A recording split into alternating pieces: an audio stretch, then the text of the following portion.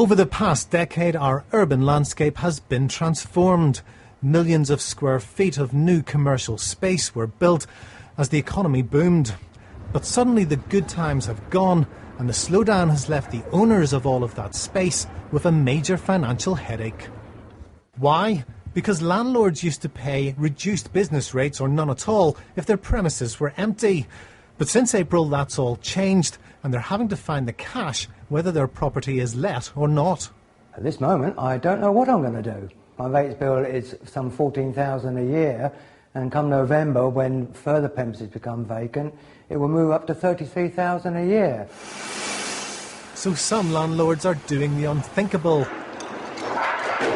Here in Sunderland, the owners of this business park were facing a £150,000 bill, so they decided to tear down some of their buildings instead.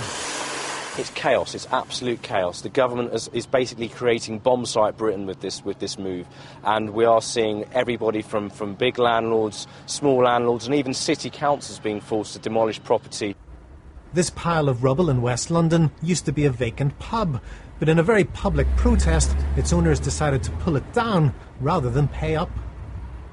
The government says the tax changes are designed to encourage better, more efficient use of land and buildings. They certainly give the owners of buildings a big incentive to find paying tenants. But critics argue that's all well and good when the economy is booming, but not in the middle of a downturn. The impact of the downturn is becoming increasingly clear. The latest figures for England and Wales show demand for commercial property now falling at its fastest rate in a decade. With tenants hard to find, some landlords fear the extra cost will drive them into bankruptcy. It has become, instead of being an asset for my retirement, and I'm now 65 and looking to retire, it has become a millstone around my neck. These reforms were aimed at preventing property from lying empty, but with the downturn, many could be knocked down altogether.